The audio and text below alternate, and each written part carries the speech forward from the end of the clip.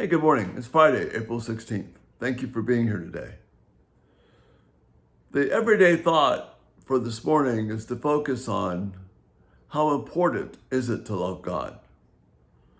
Again, it's one of those statements that sounds like it's a no-brainer. Well, of course we should be loving God in all that we do.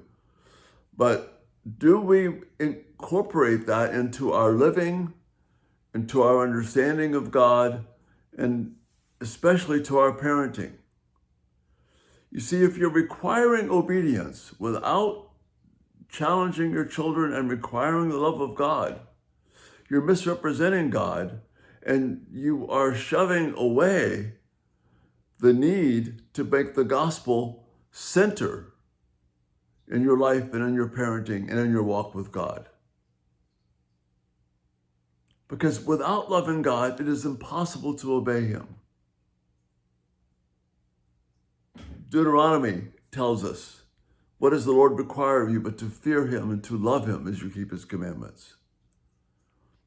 In Isaiah, the people are challenged and God calls them to account because He says, these people come at me with things only learned by rote, by just simple obedience and memory and rote, but their hearts are far from me. Jesus says that the greatest of all the commandments is to love God first and then your neighbor. Paul says repeatedly in Colossians, over everything, put on love. Put that first. And without love, in 1 Corinthians 13, the things that we do are meaningless. Love is central to everything that we do, and particularly the love of God. So the question comes, well, how do I require my children to love God?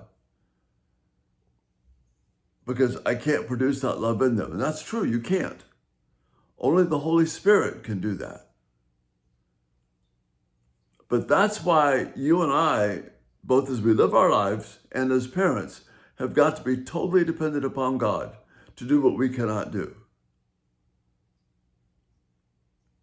Simply to say to your child, you have to do this or else.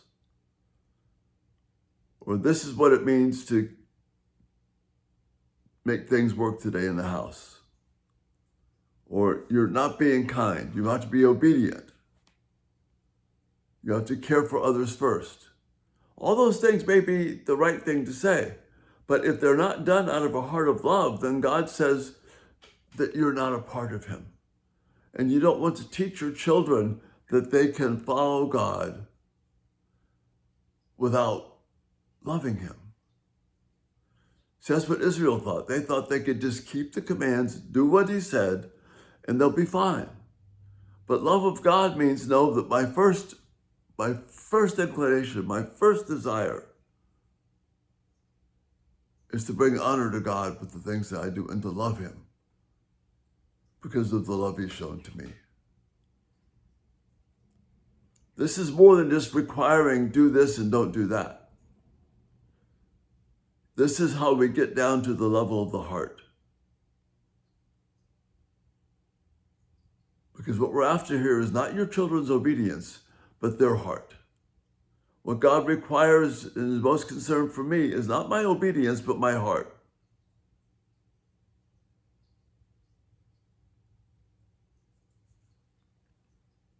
I need to be pleading with God for that my heart would be touched by His word and I would be moved to follow Him because of love for Him. But I must also be equally passionate and concerned about that same thing for my children.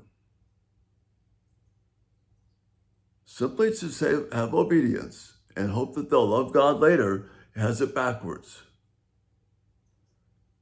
We've got to incorporate the love of God in everything that we do and every request that we make is rooted in what it means to know and love God.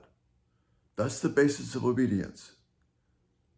Even caring for your brother when he's not being kind. It's not simply stop that or you get punished. Or no, God doesn't want you to do that. But rather, this is, sweetheart, this is what it means to love God. To put your brother first and your desire second. We have to love God in order to do that. Otherwise, it's empty. That's a challenge. But it's what God requires of us. And if he calls us to do this, we can do nothing less. Give this some thought today. Give me some feedback. And I'll say more about this tonight. But this is crucial to us. We cannot slip into the path of requiring obedience without leading our children to love God first. And that's the thought for this day. Again, thanks so much for being here. You have a great day. And Lord willing, we'll see you tonight. Bye-bye.